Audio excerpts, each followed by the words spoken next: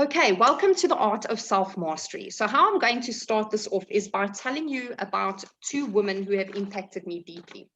The first is Erin Brockovich. So there was actually a movie made about her. She was this single mother who wore mini skirts, low-cut tops, had children, various children, about 3 or 4 of them from different fathers, no formal education, no real workplace training, down and out, a few dollars left in her bank account, had been knocked over, lost the case.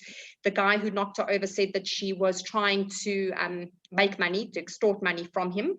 And the law firm who represented her obviously couldn't assist her. They said to her, sorry, we've gone as far as we can. We're not going to get a settlement for you. She had actually hurt herself. And she turned around and she said to the lawyer, well, then you need to give me a job because this money was supposed to help me to feed my children and now I can't. And she basically just pitched up and started working at his law firm. And what she went on to do while she worked there was she took on a massive energy corporation, and she found that they were contaminating the groundwater and the people in the community were getting very sick. And what she did was she led one of the hugest class action lawsuits against this conglomerate. This little girl wearing a mini skirt, low cut tops, her boobs hanging out, hair big, kids from different fathers. The most unlikely person took this and won. She won, and now she's obviously very wealthy now, and she has all the training that she needs. But she was able to do that. The second woman I'd like to tell you about is Rebecca Rose. I started following her on Instagram. She's a designer and a stylist. She's got a very bohemian look, and I think that's what I liked about her when I first came across her. She was also a mother and a business owner, very similar to myself, a single woman. But through her journey and through following her, she was diagnosed with stage 4 cancer. And at the moment, she is receiving chemotherapy not to battle the cancer, but to extend her life. She was told that she had 6 months to live, and she's now going on 3 years. And how she looks at the world is very unique. So she is dying, and she in one of her posts, she mentioned that when you are dying, the only thing left to do is to live. And that to me was so profound, because this is a woman who is financially crippled. She's reliant on other people now because she can't work, because she's receiving chemotherapy for 22 days out of a month. She no longer has custody of her daughter. She only gets to spend sort of weekends with her daughter when she's feeling okay. She's in and out of hospital with complications. And yet she looks at every moment as if it is so special. She talks about what it feels like to have the wind on her cheeks. She talks about how wonderful it is to be able to eat a meal and keep it down. She talks about how wonderful it is to feel her energy coming back when she stopped chemotherapy and her friends cook her wholesome meals and she's able to gain her strength back. She talks about what that feels like. Now, what do these two women have in common? I mean, it doesn't really seem like there's a lot that they have in common, but they do. Both have mastered themselves. What they've done is they have transcended the limiting beliefs about what they should be doing. Erin Brockovich should not have taken, if you look at the statistics, if you look at what they say about that type of woman, she should not have done what she did. A woman who is dying and who is taking chemotherapy 22 days out of a month should not be feeling more alive than people who have no cancer. Yet they are transcending these limiting beliefs and they are living full lives. And that is the embodiment of self-mastery. Okay. So I'm going to take you through exactly what self-mastery is. I'm going to quickly, sorry. Here we go. The pyramid of self-mastery. Now, I know this looks like you kind of start at the bottom and you work your way up to self-mastery. So it almost seems like self-mastery is a process. And it's really not. It seems like a destination. It's not a destination, it's a process. So what self-mastery looks like is in and out of these different levels, coming back. As you explore yourself, you realize something new about yourself that you need to become aware of. So you drop back down into self-awareness, and when you become aware of that, you're able to explore it more deeply and able to move up into self-understanding, self-love, self-transformation, self-mastery, pop back down as new things come up in your life. So it's a cycle, it's a process, and you move back and forth throughout the process. So if you are here tonight, I can pretty much assume that you are self-aware. You know that if there's a course on self-mastery you want to attend, there's a part of you that is interested in mastering the self. So you have identified that there is a self that needs to be mastered. And that's the first step, is identifying this, the who am I? When you become aware of your thoughts, your behaviors, your patterns, your destructive cycles, your needs, your triggers, your strength, your weaknesses and desires, you are able to answer that question about who you are. You learn this through self-examination, through observation, reflection, meditation, journaling, feedback from loved ones or from people that you trust. And self-awareness is just basically answering the questions. We've got a couple of questions here that will support you. Now, don't worry about writing all of these down. In the next couple of days on Instagram, these will come up as the daily challenges. So you can take your time answering these questions. But who am I? And if you're sitting here right now, what area of your life needs to change? What is not working in your life? Coming back to who am I? What makes me me? Do I know what I want? Am I aware of my thoughts? Are you aware of how your thoughts impact your current reality? And are you aware of your patterns, behaviors, and habits? Are you in touch with how you feel? And where do you believe that your power lies? So self-awareness is about answering these questions. Once you become aware of yourself and you're aware of kind of the areas of your life that maybe need a little bit of work, you can move on to self-exploration. And this is the process by which you explore where the beliefs come from, where the thoughts come from, where the destructive cycles come from, what you need, really identifying what you need. So not just saying, I need to be a wealthy woman, but why do I need to be the wealthy woman? So self-exploration is asking the why. You also do this through self-examination and meditation and journaling, but this includes deeper work. So doing shadow work, where I've discussed this with Noelle, and she was quite intrigued by the idea of it. But just a quick one for shadow work is, if you've got somebody in your life, and we all have a person who irritates you. So just think about this person who irks you. Just thinking about them raises your blood pressure and your pulse, and you just feel you don't even need to talk about the person and you already feel triggered. There is something in that person that is also within yourself. And that person is a gift. So I know, if it's a noisy neighbor, or if it's a family member that, maybe you don't have a great relationship with, you can't see how that person is a gift. But this person truly is a gift.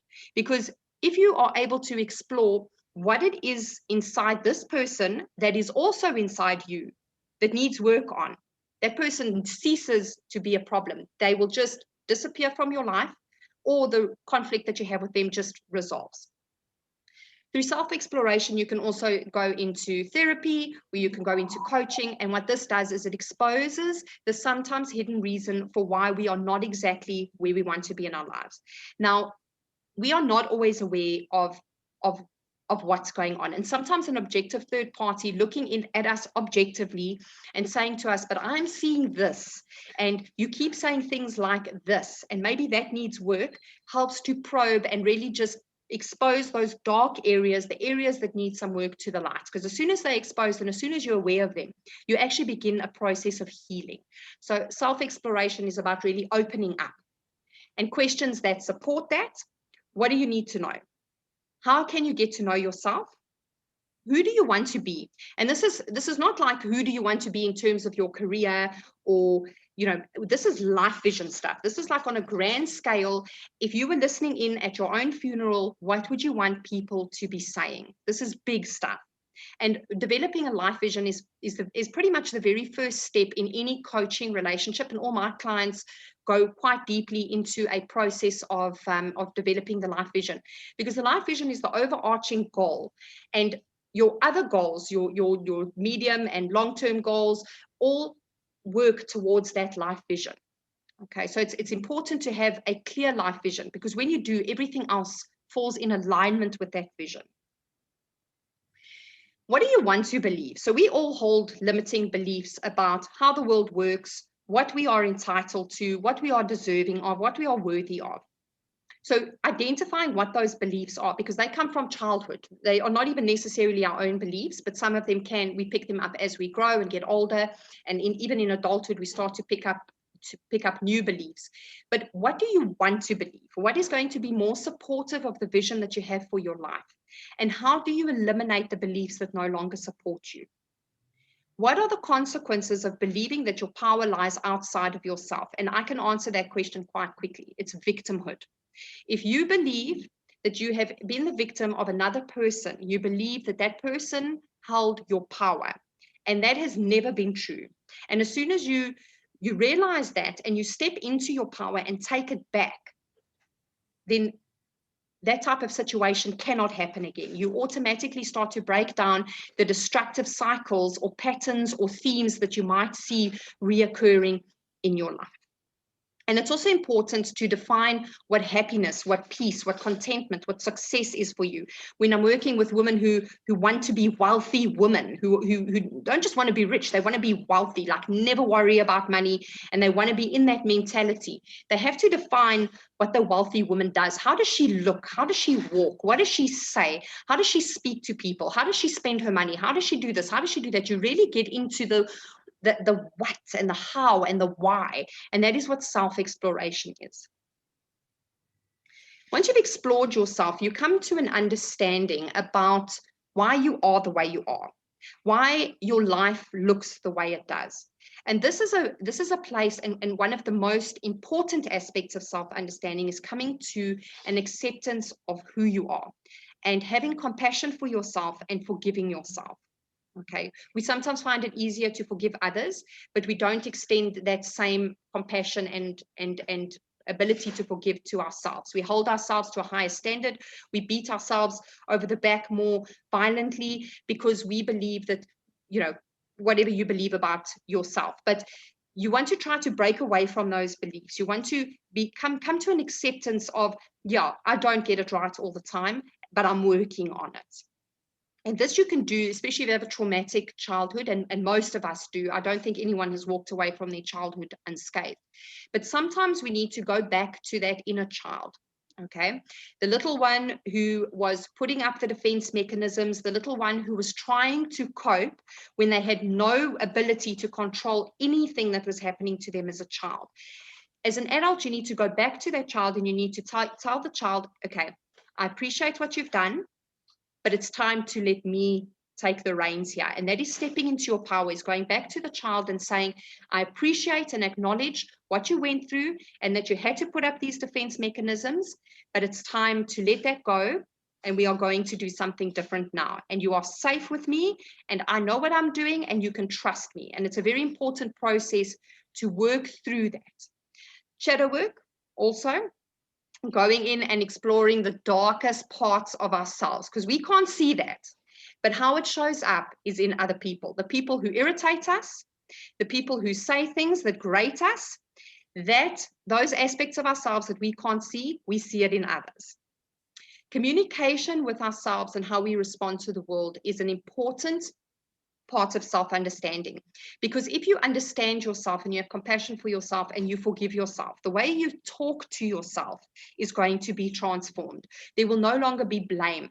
There will no longer be the self-loathing. There will no longer be these unreasonable standards that you hold yourself to.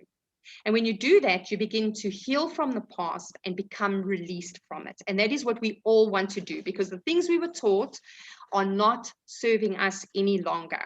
And we can almost always bring that back from a belief that we hold on to. So questions that support the process of self-understanding is, who did I have to become to survive my past? What is the cost of the masks that I wear? So we all wear masks, and these are our coping mechanisms. It might be the mask of being super positive, but underneath that, we don't feel confident. We don't feel like everything's going to be okay. We don't feel like everything is working out for us all the time. And there's a cost to that because people can't see that you need help. What are my acts? So your acts are behaviors, probably habitual. They come from past experiences where they've been effective in the past, and now you take them on as behaviors that continue to serve you. So walking into a room and needing to be acknowledged is an act. And how is that act serving you? And what is it costing you? And what do you want instead? What is it that you actually want when you are putting on the act? And through self-exploration and understanding yourself, you are able to determine what it is that's doing that. And then you can drop that. And when you drop the act and you drop the mask, you step into authenticity. And then you step into who you actually are and you show up as that person. And then there's nothing to be ashamed of because you've already accepted yourself. You've already got compassion for the parts of you that still need work, because we all need work and we will need work for the rest of our days. You might ask questions about the relationships you have in your life when you get to a point of self-understanding. You might need to ask yourself, how does this relationship serve me? Because sometimes the relationships we have in our life are our masks. Sometimes the relationships are our acts. We derive some type of psychological benefit from being in contact with a certain type of person. But if you are healed and that relationship was based on pathology, you no longer need the relationship. And now what you need to work on is how are you going to step out of that relationship? And you might need to understand why you have allowed your power to be external to you. And that can be childhood. That can, as women, we are taught that, and this can be a cultural thing, where we are taught that men hold the power. So when we function from that place, we're like, okay, it makes sense. It feels comfortable to believe that somebody else has the power over me. But when we realize, like, hold on, my power is actually within me. Even if I am in a relationship with a man, even if a man is responsible for my financial well-being, I still hold the power. So it doesn't matter what your circumstances are now, you can step into your power through the process of self-mastery. So let's go back to self-understanding. So one of the ways to identify a limiting belief, and we've got a little bit of time, so maybe just take a few moments and think about it. But what is your first memory that you have? If you had to think about it, what was the memory? And why we go back to that first memory is because we make a decision about how the world works and how we are expected to be in the world through our first memories. So I don't know if anybody would like to share. Okay, I'm going to go ahead. So my first memory, unfortunately, isn't a happy one. So I was raised by a violent father. So my first memory is violence.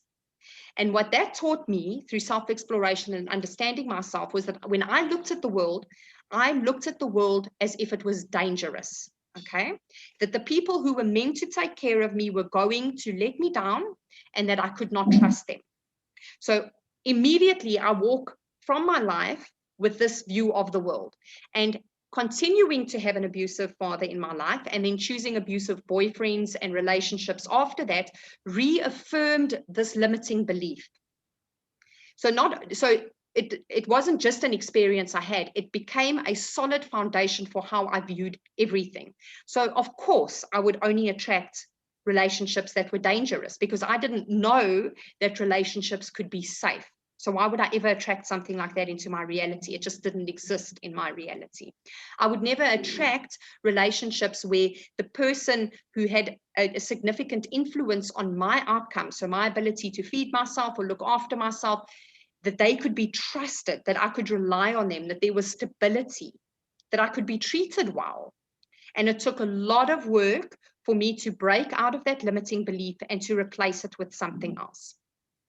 Okay, so if your first memory is a good one, then that is also very important because that you started off with a good belief about how the world works. So maybe you had a wonderful, loving family, then that is going to be an area, or you're going to work from that place believing that the people in your life, the significant people in your life can be trusted, there is stability, there is reliability.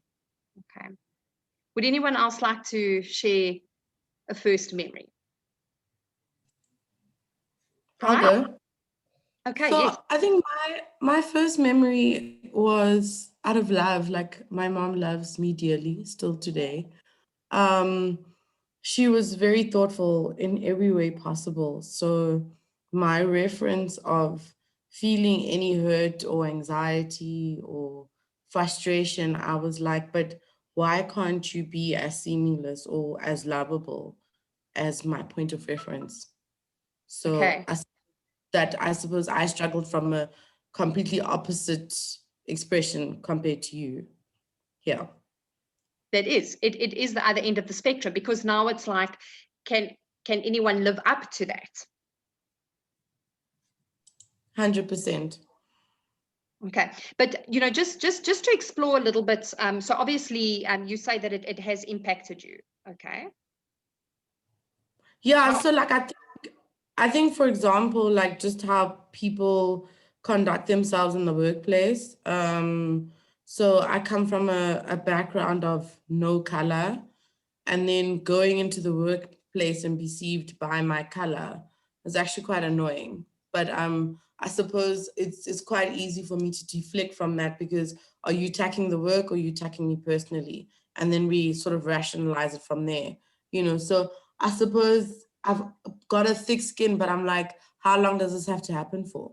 Why can't we just attack the work ethic and say constructively, I think you could have done this way, and we can move forward, versus your reference of my skin is an issue, if it makes any sense. Like sometimes you just need to be a straight talker and just say, look, I'm unhappy with the way a specific spreadsheet was done. Please, can we change it? So I think the higher and higher a woman of color goes, it becomes a lot more frustrating. And I'm like, it doesn't have to be like that. You don't have to perceive the world that way.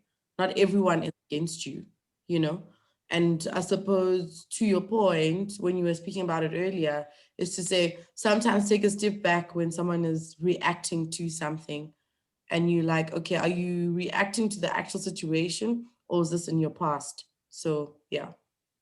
Okay, so very interesting, Pride. So what I was hearing was that I think you were talking about not just love, but you were talking about unconditional acceptance. So you came from a place of unconditional acceptance. You step into the workplace where suddenly things seem to be conditional. Color of your skin, work ethic, things like that. Did I interpret that correctly? 100%, 100%. Okay, so, it's something I always tell my clients: when you are in tensions with another person, there is nothing you can do to change another person. Like, and I know sometimes it seems like other people need to do better. Okay. And it's not that we need to do better, but the only person who's able to change is yourself. So, and this is, and it's quite a paradoxical thing, is if you want someone else to change yourself first, and suddenly the tension that you thought you had, it resolves. It just does. And if you have a specific person in mind, I would do shadow work around that, Pride. I would really dig into, where is there really a threat? Okay, because it sounds like you may be coming from a place where you feel like you have to defend yourself, you have to justify your position, you have to, and that comes from a place of threat. Somebody is, you perceiving that somebody else is perceiving you as a threat, or you are feeling threatened by the behavior of another person. As soon as we have to defend ourselves, we do that. Now, as soon as there's any type of defense in our communication, where we need to stand in our point and make our point and make ourselves heard, that automatically causes a disconnection with the person. So, just from a self-understanding point of view, I would say, with the tension that you're dealing with, is number one, I can't change the person, but I can work with whatever this is triggering in me. And you do the shadow work around that. And then the second thing is to say, why do I feel threatened? Where's the threat coming from?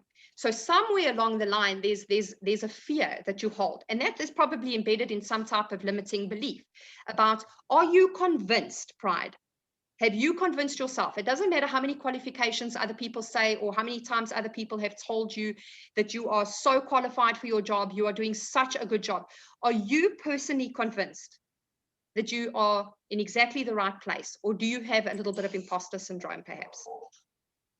No, I don't have any syndrome. Like, I suppose, I think I'm quite comfortable where I am, and I know what I'm doing.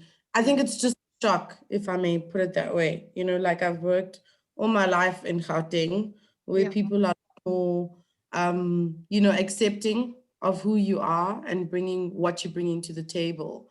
Whereas in the Western Cape, it's a completely different ballgame, and you kind of like sitting there and you're like, are we seriously complaining about something that happened like pre-94? It's like, come now, So I suppose for me, it's just a bit of a culture shock, because I grew up in a neighborhood full of of people of color, different, Indian, white, black. We were all friends. So when you get to the Western Cape, it's a completely different setup. So it's like, when is this segregation ever going to end, if it makes any sense? And when are we going to get to a point, as even the ladies in the room here, like Taryn, or I don't see the other, or Noel Grace, to say, look, I need your help on something. Can you help me? Or I'm starting a business. Is there a way we can just sort of interlink? Like, let's forget color policy, and move this life forward. And that's what I'm saying. I'm saying not everyone is coming with baggage from how parents were treated and saying, let's move the world. My mother saw the world as yellow and I saw it as green. So if you put that together, you get blue, or whatever the color is. Move forward. You know what I mean? So I suppose for me, I kind of just let her deflect and do what she needs to do. But over time, she kind of realized I wasn't really interested, but I was shocked at the mannerisms at the beginning to say, we're in 2021, like, let's move forward. Yeah. And I think that is something that I think a lot of South Africans are experiencing, because we're trying to figure out this. So we not only come with limiting beliefs that come from our own childhoods, but we come from cultural beliefs that we have to take on. We come from national beliefs, other countries' beliefs that we have to navigate. What are we entitled to? What are we allowed to ask for? What are we allowed to say? So there's a lot around that, and it can make you feel quite unsure about how to navigate it all. So just the self-mastered person would look on the situation and say, okay, so the presumption you want to come away from is that everybody is doing the best that they can. Everybody. Okay, so even the person who is seeming to make a complete mess of their life is honestly doing the best that they can with the resources that they have available to them. Even if we can't understand it, if we can just accept that, then we start to move into a perspective of expansion, where we are able to take in the fact that I don't agree with this person, with what this person is doing, but I understand that they are doing the best that they are doing, just like I'm doing the best that I'm doing, and you doing the best that you're doing, and we are working with the limited resources we have available to us. Everybody is doing the best that they can. And then the self-mastered person will say, how can I heal myself so that this is no longer something I need to experience as a negative, as something negative? Because there's always something in us that is, if it's being triggered, there's something there that needs a bit of work. Okay, so yeah, it's a complex thing, Pride. 100%. Living in South Africa is not for the faint-hearted. We're all trying to integrate. 21 years later, we're still trying to figure it out. And the only advice I can offer is that we can't change another person. We can only change ourselves. And when we really do the work, the tension that we have, it just somehow seems to disappear. Okay, we've got 45 minutes. Does anyone else want to share a memory or? Okay, all right, cool. Let's move on. So once we get to a point of self-understanding, so this is where we know what we want, we know who we are, we know where we're going, it becomes very easy to start to set boundaries. Now, self-love is something that is spoken about so much on the internet at the moment, and it's, there's a lot about self-care and things like that, but self-love goes a lot deeper than that. Okay, this is unconditional acceptance of the self. It's setting boundaries to protect yourself.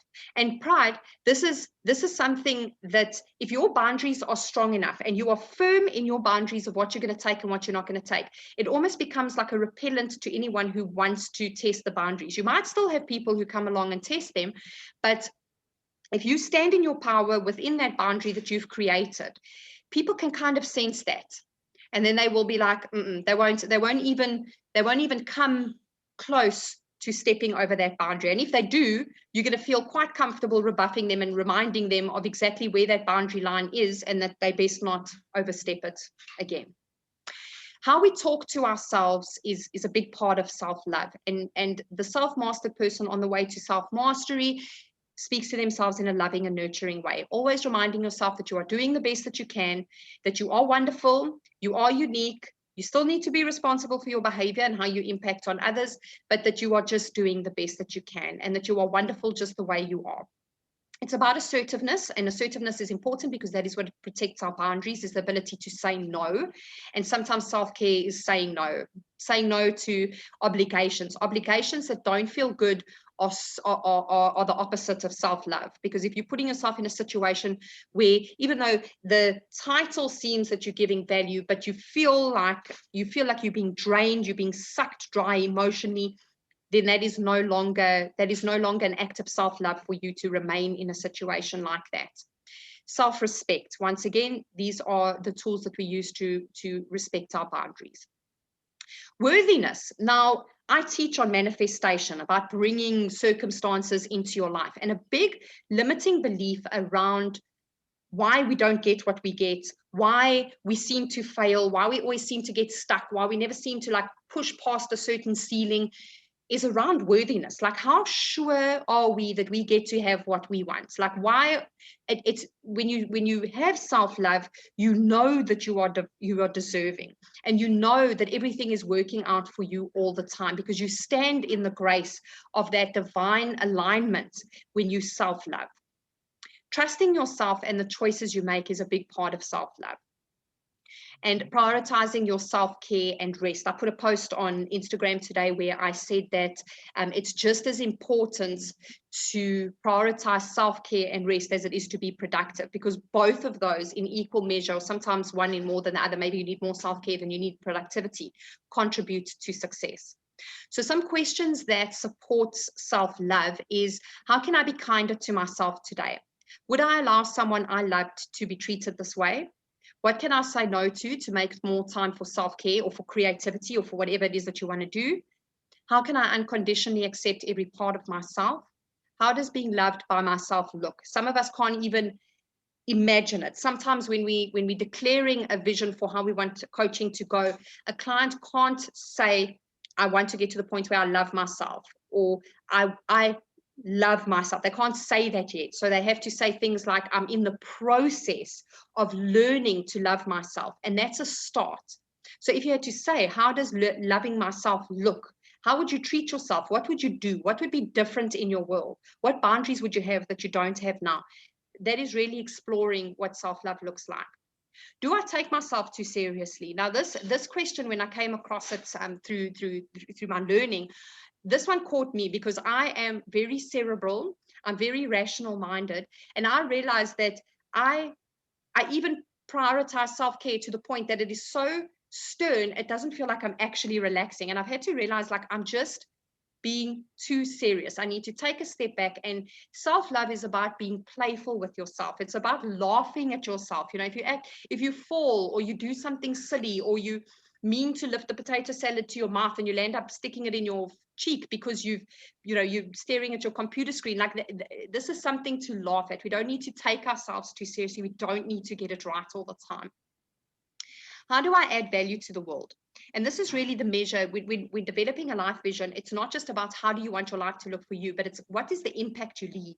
If people had to say, this person did X, Y, and Z for me, what do you want them to be saying at your funeral?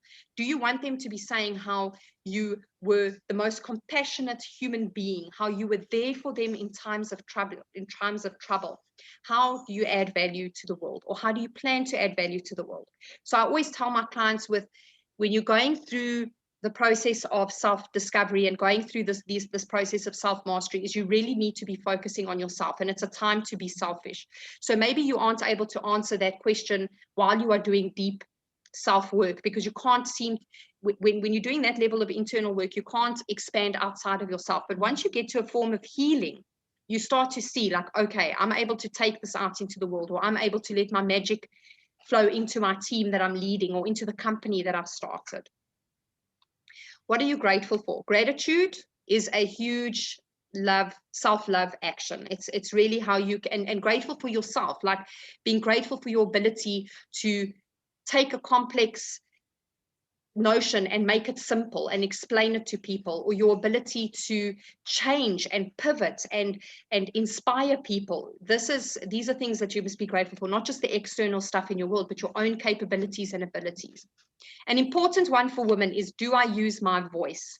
We are taught from little to not speak too loudly, to know our place, to please others. And what happens when we do that as children and as young people is we lose our voice. And we often have to suppress our emotions because it's uncomfortable for other people to deal with our emotions. And that's part of our voice, is we no longer are able to even say how we're feeling. And then our emotions come out in this weird way, this passive aggressive way. Instead of you just saying, I'm angry, when you are angry, it comes out 6 months later in this weird passive aggressive rage or an explosive rage. So using your voice and speaking your truth. And this is also a big part of boundary setting, is if it's true for you that you no longer want X, Y, and Z in your life, then you speak that truth, and then the people in your life should hear you say that. Just before self-mastery is you start to notice transformation. Now, this happens without you even really trying. And this is now continuous healing at deeper and deeper levels. Self-work and doing the inner work and coaching is quite a painful process, especially at first, because you kind of come into it thinking, this is awesome, I'm going to set goals, I'm going to walk away from my first session feeling so inspired, and then you walk away in tears. And you think, is this worth it? And it is totally, totally worth it. So if your inner work hurts, it's working. If it feels good, it's also working. It's going to feel different for everybody. And it's because healing is continuous. Sometimes it's going to feel good because, especially after a deep hurt where you've dealt with something that has been affecting your life for a long time, a hurt that you maybe didn't even know you had, and it came up and you were able to work through it, and you come away with these beautiful insights, you feel good, and then you realize, like, oh, hold on, I need to do more work. And through the process of self-transformation is you start to learn, like, it's okay to not feel okay. Like, it's fine to feel bad, because you need that. Sometimes you need to wade through the hurt to come out on the other side healed. And self-transformation is about the continuous healing at deeper and deeper and deeper levels. And the funny thing is, through self-work and healing, is that you seem to, like, heal a certain aspect. So for instance, my relationship with my father, I get to a point where I feel like, okay, I'm healed from this. I've forgiven him. I've forgiven myself. I'm no longer affected by this. And then I go through a cycle of healing, and then I come back to exactly the same place. And it's like, but I thought I dealt with this. I mean, I thought now the issue with my father is done and dusted. Why do I keep coming back to this place? And it's actually because our trauma is very layered.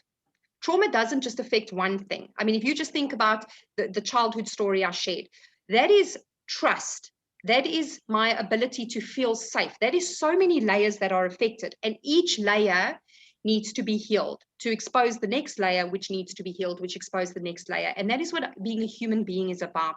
It's about going and dropping deeper and deeper into ourselves, healing what needs to be healed, and enjoying ourselves. Because the deeper you go, the more you realize how much there is to love of yourself and how wonderful you really are, because you scratch off the superficial stuff, the stuff that everybody sees, and you start to get to know yourself in a way that no other human being can, and you start to fall quite deeply in love with yourself.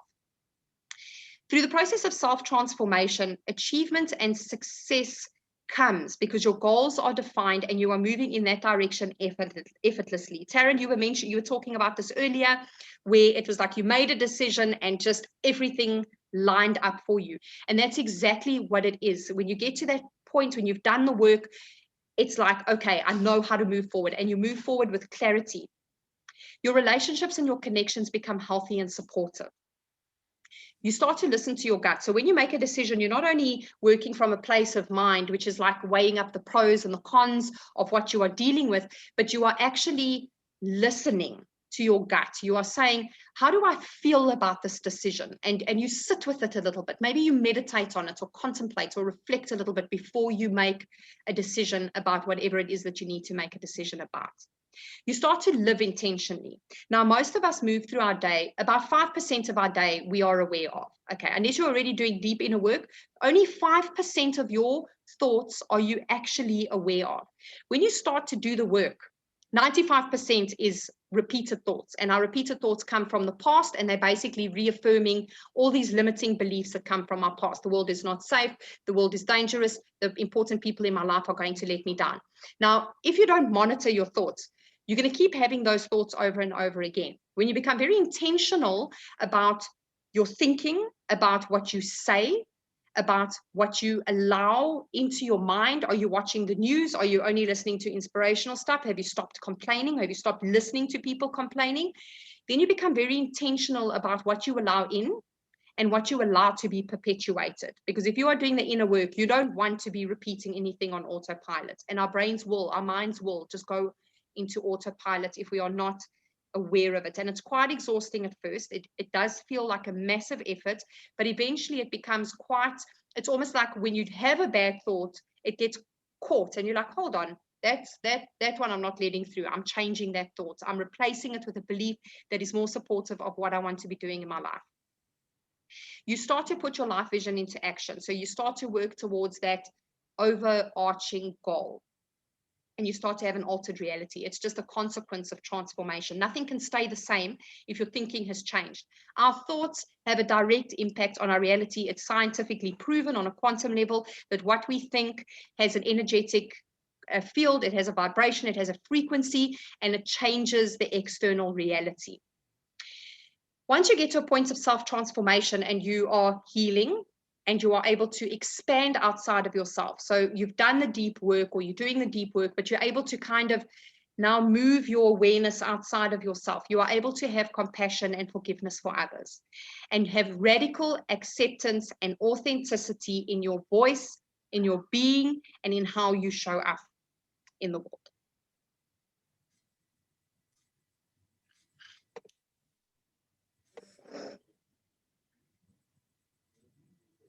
Okay. Wow.